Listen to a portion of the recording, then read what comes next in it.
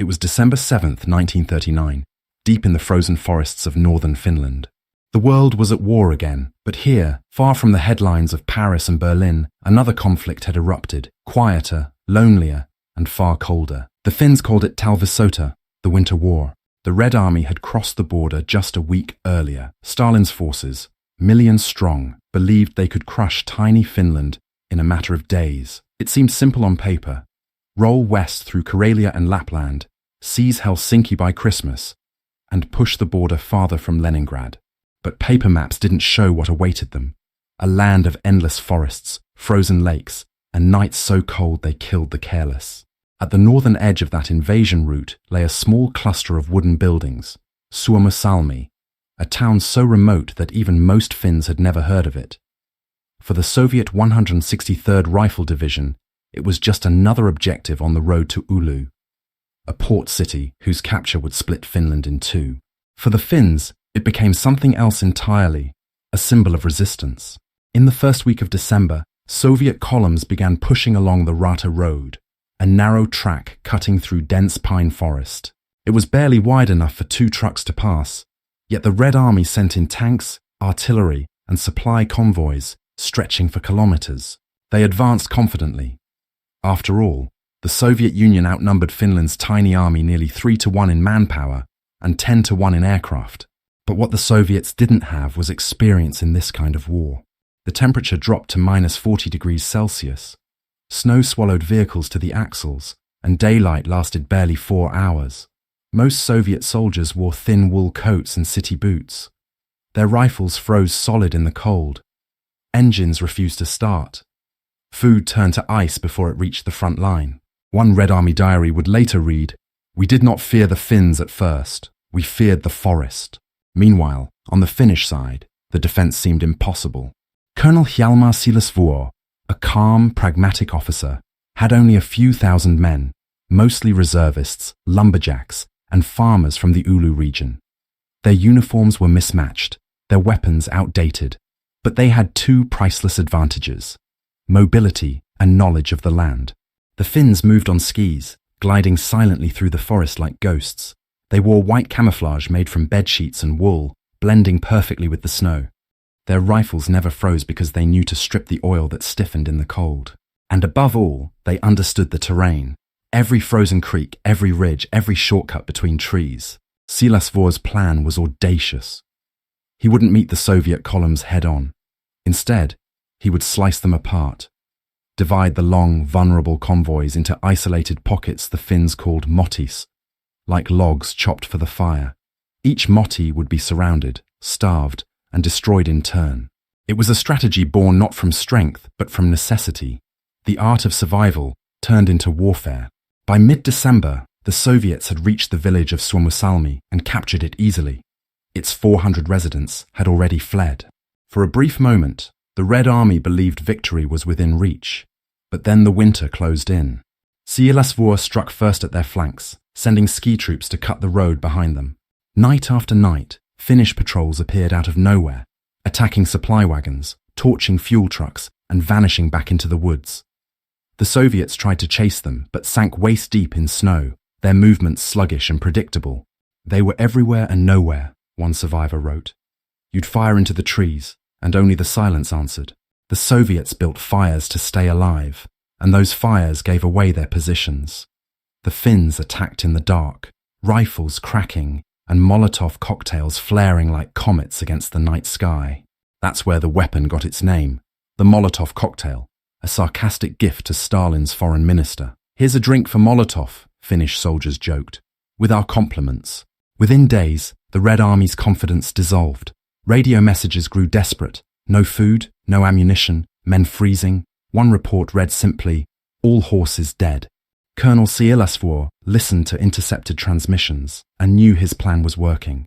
He tightened the noose around Suomussalmi, turning the 163rd Division into a trapped island of men and machines. But it was still dangerous. The Soviets were well armed, and their commander, General Zelentsov, ordered his men to dig in around the captured town. Artillery shells rained on the forests, flattening trees and carving smoking craters in the snow. The Finns had to crawl close under cover, sniping at sentries, cutting telephone lines, inching forward meter by meter.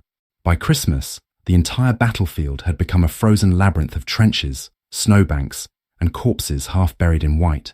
The smell of burning fuel and pine hung in the air. No one celebrated Christmas that year. Not in Suomussalmi.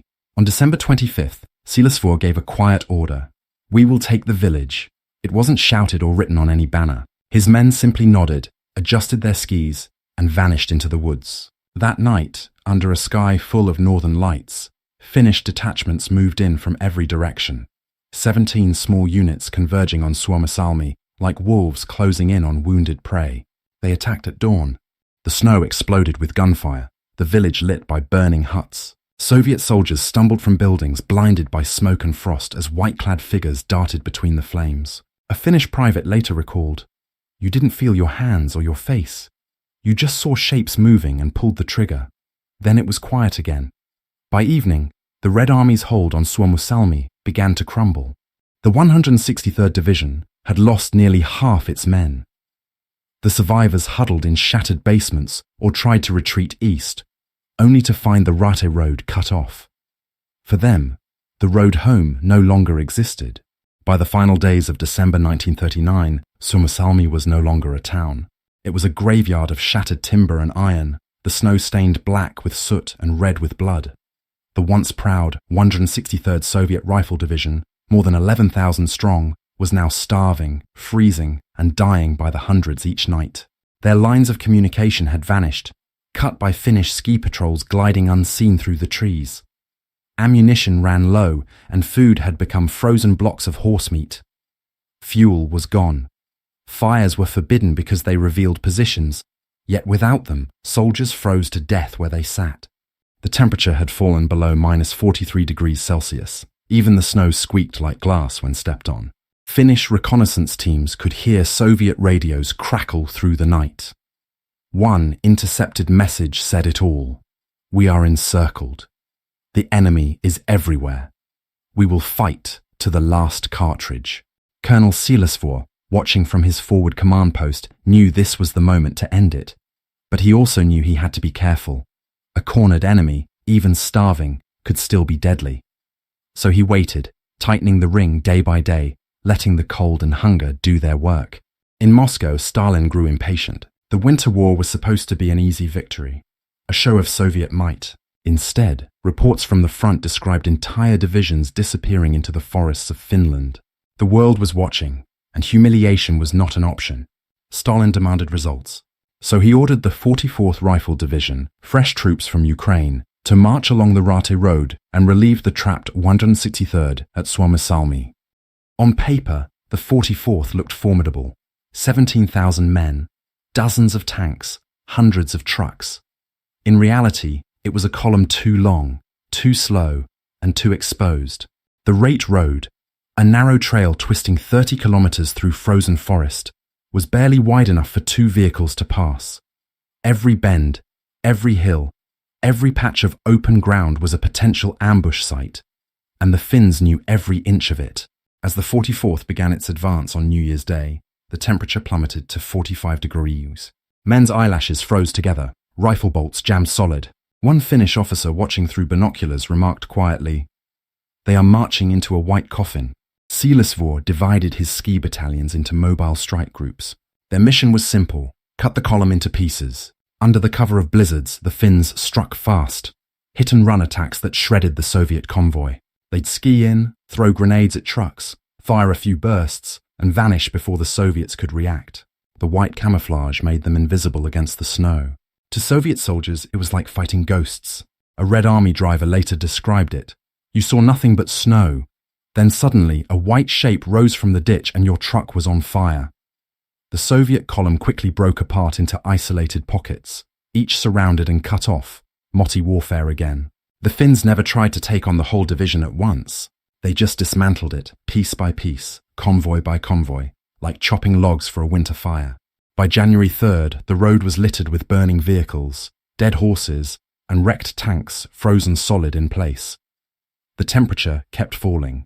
The Soviets built bonfires to survive, but the flames drew Finnish snipers like moths to light. Inside Suomussalmi, The 163rd Division could hear the distant gunfire along the Rate Road. Relief was coming, or so they thought. In truth, that gunfire meant their rescuers were dying too. Silasvuo's troops, emboldened by success, launched a final assault on the town. This time, there was no holding back. The Finns came from every direction, north, west, and south, their attacks synchronized with artillery and machine gun fire. Soviet units, exhausted and frostbitten, broke apart under the pressure. One Finnish officer wrote in his diary, "The snow was so deep that bodies stood upright when they fell. The dead seemed to watch us as we passed." By January 6th, Suomussalmi had fallen. The few Soviet survivors tried to flee east, stumbling through waist-high snow, following the frozen lakes toward Raiate. Most never made it. When Finnish troops entered the ruins, they found scenes that defied belief. Tents filled with frozen soldiers still sitting upright. Field kitchens full of food that no one had the strength to eat. Horses frozen in place, still harnessed to sleds. One war correspondent called it a museum of death. While Silasvuo's men secured Suomussalmi, the battle along the Rate Road reached its terrible climax. The 44th Division, once a proud Soviet formation, was now scattered across 20 kilometers of road, isolated groups surrounded by the Finns. Each night, Finnish ski patrols moved silently between positions, cutting telephone wires, destroying supply caches, and ambushing anyone who tried to escape. On January 7th, the Soviets tried to break out. They formed what remained of their tanks into a wedge and pushed west. For a moment, they made progress, until the lead tank hit a mine. The explosion echoed through the forest like thunder, followed by a wave of small arms fire from every side. The breakout collapsed. That night, under an aurora-lit sky, the last Soviet positions were overrun. The battle had turned into a massacre. Entire units froze to death in their trenches rather than surrender. Others fled into the woods and never returned. By dawn on January 8th, the Rate Road was silent. Only the crackle of burning trucks and the distant creak of trees breaking under ice could be heard. When Silasvuo rode along the road later that day, he was speechless. For miles, he saw nothing but wreckage. Tanks with their turrets blown off. Trucks overturned and filled with frozen men. Machine guns still pointed toward the west. Horses, sleds, and crates of ammunition buried under snow. He turned to one of his officers and said quietly, "This is not victory. This is tragedy." The Battle of Suomussalmi and the Rate Road was over.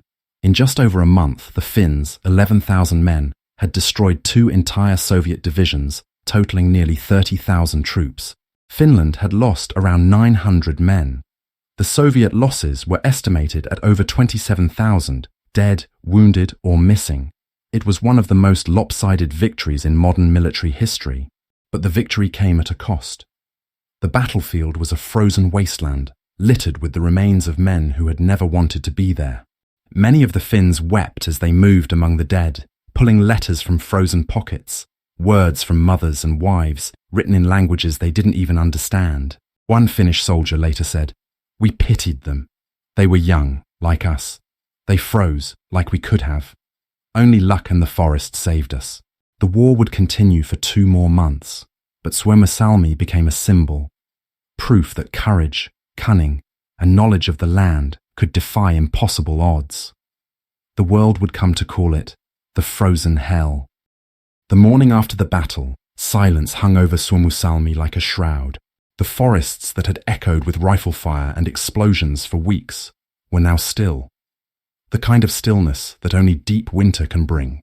The Finnish soldiers who emerged from the woods were ghosts themselves, frost clinging to their beards, eyes red from wind and smoke, boots stiff as iron.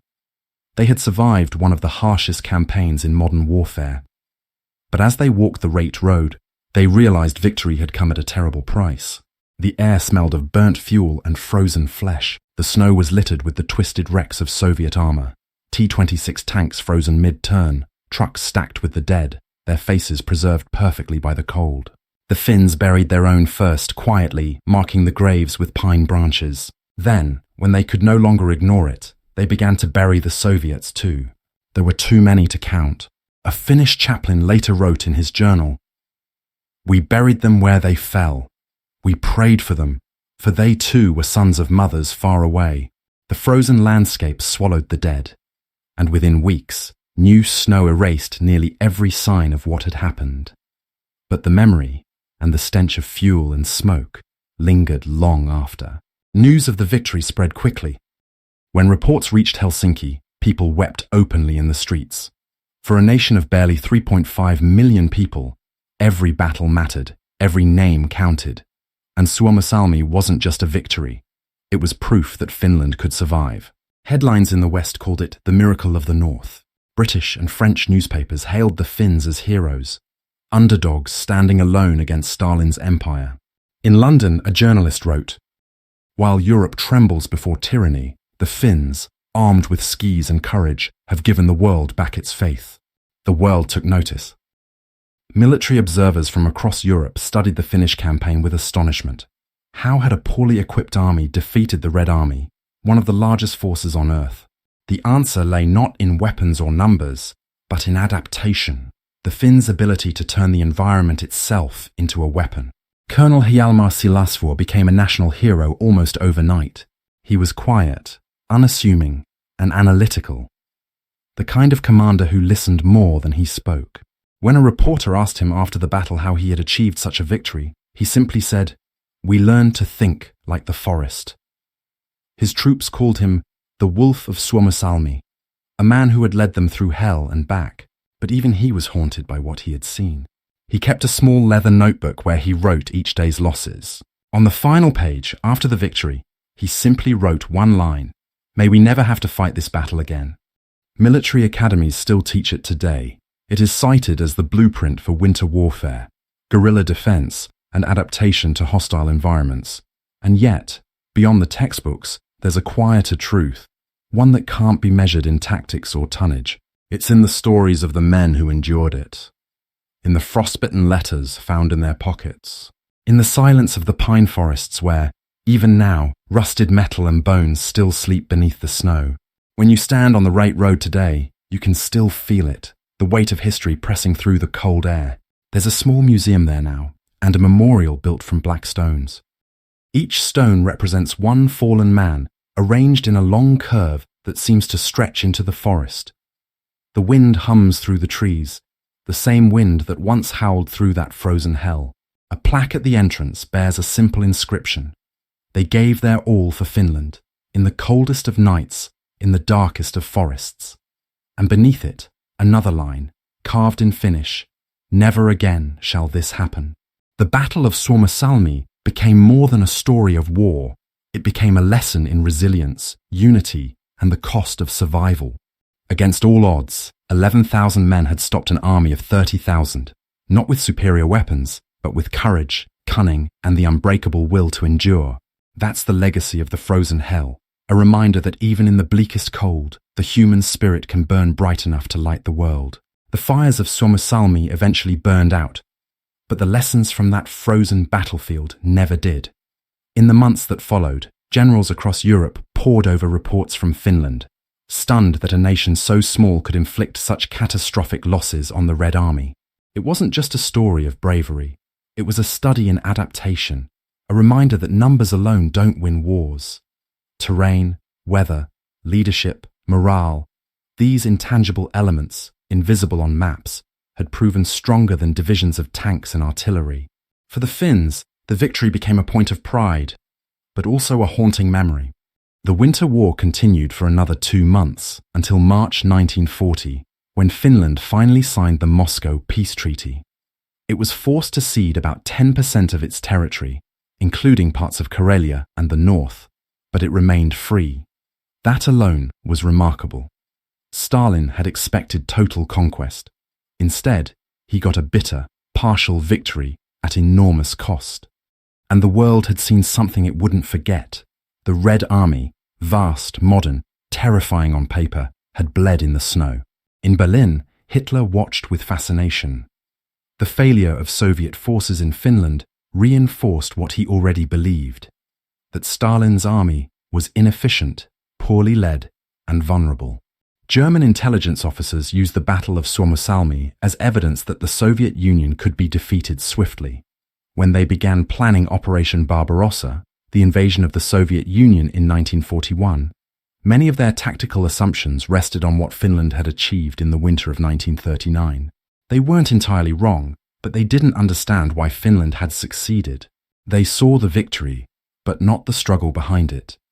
They didn't see men sleeping in holes dug into frozen ground, or the months of preparation and knowledge that had made those victories possible.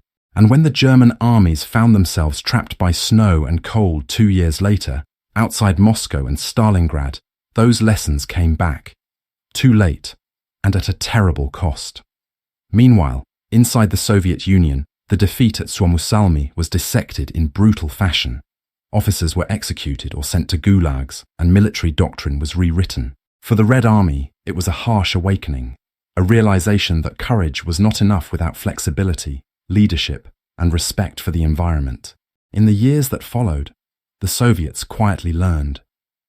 By the time of their later campaigns, in Stalingrad, Kursk, and Berlin, the Red Army had changed beyond recognition. The humiliation of the Winter War had forged them into a harder, more adaptive force. In that sense, the men who died at Suomussalmi helped shape the Soviet army that would one day crush Nazi Germany. One historian later called it the defeat that saved the Red Army. But for Finland, the scars were permanent. Even after peace was signed, the borderlands remained uneasy. Villages destroyed in the fighting were never rebuilt. Families who fled never returned. And for decades, the veterans who had fought there carried the memories in silence, not as heroes, but as witnesses to something too vast, too cruel, to fully describe. In the late 1950s, when Finland began recording oral histories of the war, one survivor of the 9th Division, the men who fought under Siilasvuo, recalled the aftermath in simple words. It was not the snow that was white anymore. It was the faces. He paused, then added, "The forest remembers everything." That line, "The forest remembers," would later be inscribed at several memorials across northern Finland. In the modern Finnish army, the Battle of Suomussalmi is still taught as a case study in asymmetric warfare, how a small mobile force can outthink and outmaneuver a larger one. Commanders study how Siilasvuo's troops used the terrain, cutting enemy convoys, attacking supply lines, and isolating units until they collapsed. But even in military classrooms, instructors emphasize what Siilasvuo himself always insisted. This was not strategy alone, it was survival. He refused to romanticize the battle. When interviewed years later, he said, "People call it a victory, but every man who fought there lost something. Some lost their friends, others their peace. None of us came back whole." It's a perspective that turns the frozen hell from a triumph into a tragedy, one that shows the real face of war. Not banners and glory, but endurance, loss, and the quiet act of refusing to give up. Today, Suomussalmi is peaceful again. The pine forests have regrown, the roads are paved, and the scars of war are hidden beneath moss and snow. But here and there, the past still surfaces. A rusted rifle unearthed by spring thaw, a dented helmet found by hikers, fragments of uniform frozen into the soil. Along the Rate Road, the old battlefield has become a memorial route. Visitors walk the same path the Soviet 44th Division once took, now lined with small wooden crosses and plaques. At one end stands a monument built from black stones, one stone for every fallen man, over 17,000 in total. From a distance, the stones look like a dark wave rolling into the forest, silent, eternal, and cold. Every year, on December 7th, locals gather there in the snow. They light candles, not just for the Finns, but also for the Soviets who died far from home. No speeches, no flags, only silence and the soft hiss of wind through the pines. For the people who live near Suomussalmi, the story isn't about who won or lost. It's about what human beings can endure when pushed beyond reason. It's about how knowledge, courage, and willpower can shape history, and how even the smallest nation can leave a mark on the world. The Forgotten Battles series might call it the Frozen Hell, but the Finns themselves have another phrase for it, one that captures both the pain and the pride. Talvisodan Henki, the spirit of the Winter War. It means unity, determination, and quiet strength. The belief that no matter how impossible the odds, a people defending their home will always find a way. So when you hear about the great battles of the Second World War, Stalingrad, Normandy, Midway, remember also the frozen forests of Finland, where 11,000 men stood against 30,000 and changed the course of military history. Remember the silence after the gunfire. Remember the forest that watched and waited. And remember that, sometimes, the greatest victories are not those written in glory, but those fought in the snow, in the dark, by men who simply refused to die.